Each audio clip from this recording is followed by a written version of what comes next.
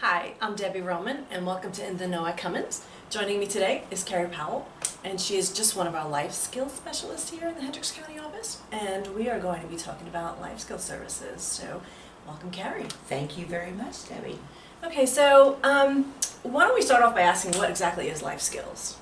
Life skills are those things that help you to get through your daily life, wherever that need may lie. So I work with my consumers on anything from understanding their diagnosis to balancing a checkbook, symptom management, medication scheduling, organizing, anything that they really need in order to get through daily life happens.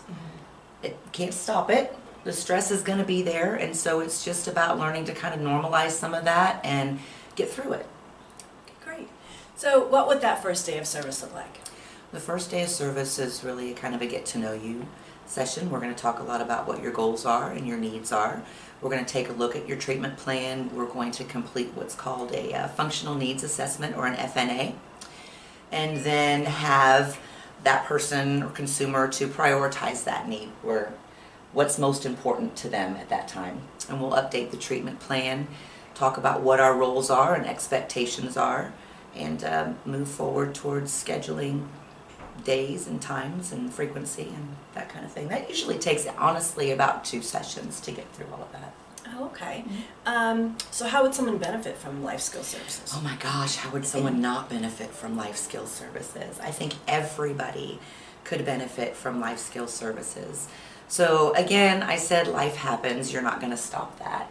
So the benefit that I have seen the most from life skills services is when I have a consumer that realizes that they did it, they made it through that day or that event, and they didn't have to change the thing, they just changed how they viewed it and responded and reacted to it. So it is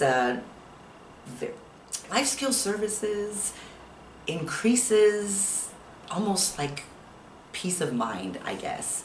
It just helps you to be very focused and organized, and to learn how to respond versus react, I guess. Okay, great. So how is it determined that someone may need these services? Well, that's determined after you do intake, and then you'll meet with your therapist. Usually that's determined between the consumer and the therapist whether or not life skills is appropriate or needed at that time. Okay, so where are the services provided? Anywhere. We prefer to provide them in the community. That's where your life happens, out in the community or at home. We are community based. I will come to you.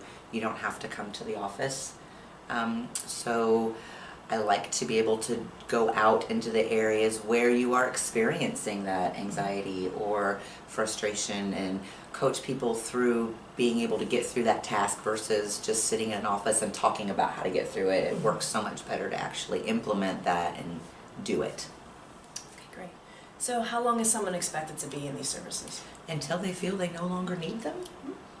Yeah, we're here for you, honestly. And so if you still feel those need, and there's still need indicated in your treatment, and you're moving forward and you want to continue, by all means. Okay. So what is the goal of life skills? To improve life. Again, to make it easier to manage the day-to-day stressors that, especially when you're dealing with symptoms of mental illness, can make all of those everyday stressors even more